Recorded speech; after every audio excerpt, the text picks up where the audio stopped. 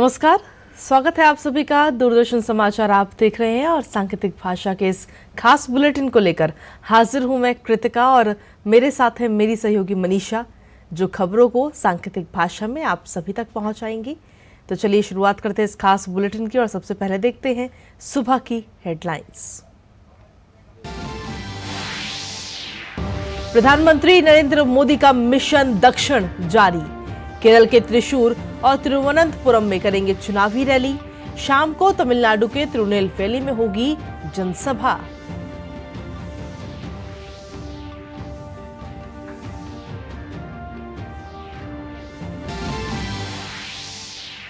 चुनावी रण में बीजेपी नेता। उत्तराखंड के मसूरी में गरजेंगे जेपी नड्डा। वहीं अमित शाह त्रिपुरा, मणिपुर और राजस्थान में संभालेंगे कमान।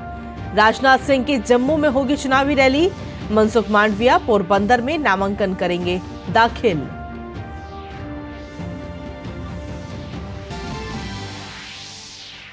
विपक्षी दलों ने भी प्रचार में लगाया एड़ी चोटी का जोर। राहुल गांधी आज वायनाड में करेंगे रैली। बसपा सुप्रीमो उत्तर प्रदेश के मुरादाबाद में करेंगी पब्लिक मीटिंग। वहीं प्रियंका गांधी का राजस्थान के अलवर में होगा रोड शो।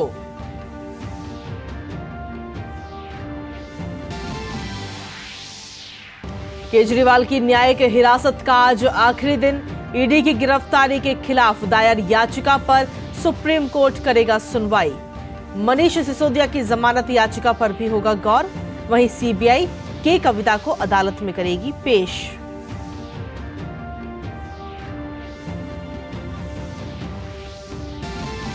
अंतर्राष्ट्रीय खबरों में अमेरिका का इजराइल को दो टूक जवाब। कहा ईरान पर जवाबी हमले में इजराइल का नहीं देगा साथ। सुरक्षा परिषद में तेहरान को जवाबदेह ठहराने पर करेगा काम। संयुक्त राष्ट्र प्रमुख ने इजराइल पर ईरान के हमले के बाद संयम बरतने का किया आह्वान।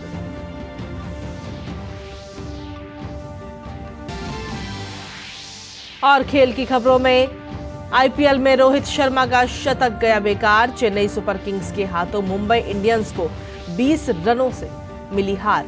आज बेंगलुरु में सनराइजर्स हैदराबाद का रॉयल चैलेंजर्स बेंगलुरु से होगा सामना।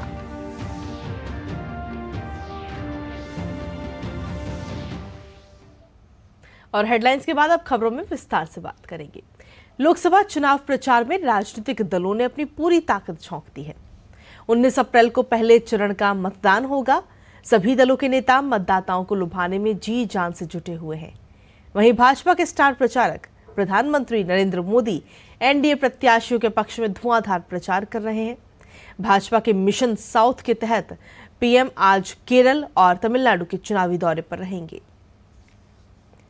प्रधानमंत्री आज सबसे पहले केरल के त्रिशूर स्थित अलाथुर पहुंचेंगे। यहां प्रधानमंत्री अलाथुर और त्रिशूर लोकसभा सीटों से चुनाव लड़ रहे एनडीए कैंडिडेट टीएन सरासू और सुरेश गोपी के लिए चुनावी रैली करेंगे। इसके बाद प्रधानमंत्री तिरुवनंतपुरम जिले के अटिंगल पहुंचेंगे, जहां वो अटिंगल और तिरुवनंतपुरम निर्वाचन क्षेत्रों से चुनाव लड़ रहे दो केंद्रीय मंत्रियों वी मुरलीधरन और राजीव चंद्रशेखर के समर्थन में जनसभा करेंगे। बता दें, केरल की सभी 20 लोकसभा सीटों के लिए दूसरे चरण में यानी 26 अप्रैल को मतदान होगा। वहीं केरल के बाद प्रधानमंत्री तमिलनाडु का रुख करेंगे। प्रधानमंत्री यहां शाम को तिरुनेलवेली में एक जनसभा को भी संबोधित करेंगे। तमिलनाडु की सभी 39 सीटों पर पहले चरण यानी कि 19 अप्रैल को मतदान होना है। लोकसभा चुनाव को लेकर सभी राजनीतिक पार्टियों का चुनाव प्रचार चरम पर है। भाजपा के राष्ट्रीय अध्यक्ष जेपी नड्डा आज उत्तराखंड के मसूरी में हुंकार भरेंगे और वो मसूरी के गांधी चौक पर विशाल जनसभा को संबोधित करेंगे, जिसको लेकर भाजपा कार्यकर्ताओं में काफी उत्साह है। वहीं केंद्रीय मंत्री और वरिष्ठ भाजपा नेता अमित शाह आज त्रिपुरा, मणिपुर और राजस्थान में चुनावी रैली करेंगे। अमित शाह सबसे पहले अगरतला के कुमार घाट में मतदाताओं को साधने का प्रयास करेंगे। वो त्रिपुरा पूर्व लोकसभा सीट पर चुनाव लड़ रही भाजपा उम्मीदवार कृति देवी देवबर्मन के हक में रैली करेंगे। दोपहर बाद अमित शाह इम्फाल में आंतरिक मणिपुर लोकसभा सीट पर मतदाताओं से वोट मांगेंगे।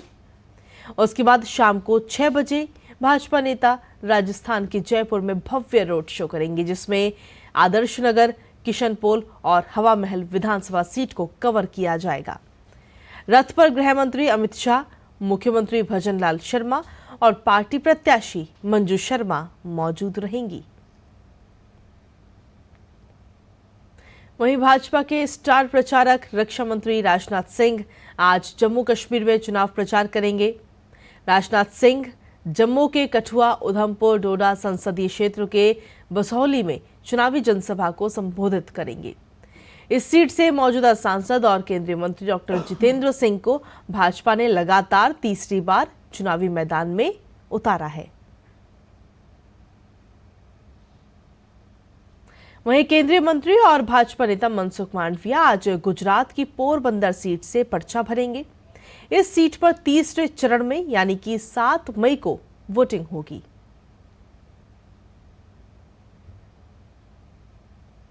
वहीं कांग्रेस पार्टी के नेता राहुल गांधी भी आज केरल के दौरे पर रहेंगे। आज पहले दिन राहुल गांधी अपने संसदीय क्षेत्र वायनाड में चुनावी रैली करेंगे और उसके बाद फिर शाम को उत्तर कोझिकोड जिले में यूनाइटेड डेमोक्रेटिक फ्रंट की रैली में मतदाताओं को संबोधित करेंगे। कल 16 तारीख को भी वायनाड में पार्टी के कई कार्यक्रम में शामिल होंगे और साथ ही चुनाव प्रचार करेंगे।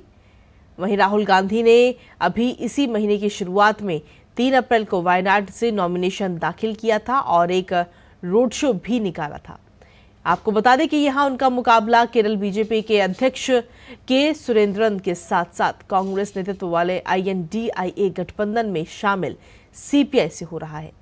CPI ने यहां डी राजा की पत्नी एनी राजा को चुनावी मैदान में उतारा है। BSP ने यहां PR कृष्णन कुट्टी को चुनावी मैदान में उतारा है। वहीं कांग्रेस ने भी प्रचार में अब अपनी पूरी ताकत झोंक दी है। कांग्रेस प्रत्याशियों के समर्थन में पार्टी के राष्ट्रीय नेता अब एक के बाद एक लगातार पूरे देश भर में दौरे कर रहे हैं। कांग्रेस महासचिव और स्टार प्रचारक प्रियंका गांधी आज फिर राजस्थान के दौरे पर रहेंगी। प्रियंका गांधी आज अलवर में कांग्रेस प्रत्याशी ललित यादव के समर्थन में एक रोड शो करेंगी। ललित यादव के सामने भाजपा ने केंद्रीय मंत्री भूपेंद्र यादव को अपना प्रत्याशी बनाया है। इसके बाद प्रियंका गांधी दौसा में कांग्रेस उम्मीदवार मुरारी लाल मीणा के समर्थन में विशाल रैली को संबोधित करेंगी। वहीं 2024 के लोकसभा चुनाव के पहले चरण के मतदान में अब कुछ ही दिन बाकी रह गए हैं, तो ऐसे में सत्ता पक्ष के साथ साथ विपक्ष भी मतदाताओं को लुभाने का भरसक प्रयास कर रहा है। बसपा सुप्रीमो और उत्तर प्रदेश की पूर्व मुख्यमंत्री मायावती भी आज चुनावी रण में उतर गई हैं। वो आज मुरादाबाद में पार्टी उम्मीदवार के लिए वोट मांगेंगी। मुरादाबाद लोकसभा सीट पर पहले चरण में 19 अप्रैल को मतदान होना है। वहीं सुप्रीम कोर्ट में आज दिल्ली के मुख्यमंत्री अरविंद केजरीवाल की उस याचिका पर सुनवाई होगी जिसमें उन्होंने दिल्ली हाई कोर्ट के फैसले को चुनौती दी है। दरअसल हाई कोर्ट ने ईडी की गिरफ्तारी के खिलाफ उनकी अर्जी को खारिज कर दी थी। केजरीवाल को दिल्ली आबकारी नीति घोटाले से जुड़े मनी लॉन्ड्रिंग केस में आरोपी हैं और PMLA कोर्ट ने उन्हें 15 अप्रैल तक यानी आज तक न्यायिक हिरासत में भेजा हुआ है। लिहाजा आज ईडी की ओर से राउज एवेन्यू की विशेष अदालत में उन्हें पेश किया जाएगा। अरविंद केजरीवाल ने सुप्रीम कोर्ट में न सिर्फ हाई कोर्ट के फैसले को चुनौती दी है, बल्कि आम चुनाव प्रचार में हिस्सा लेने के लिए जल्द रिहाई की मांग भी की है। अब सवाल यह है कि क्या एक के बाद एक कई झटकों के बाद अरविंद केजरीवाल को आज सुप्रीम कोर्ट से राहत मिलेगी। आपको बता दें कि उन्हें ईडी ने 21 मार्च को गिरफ्तार किया था। वहीं दिल्ली आबकारी घोटाले में गिरफ्तार BRS नेता के कविता को भी आज कोर्ट में पेश किया जाएगा।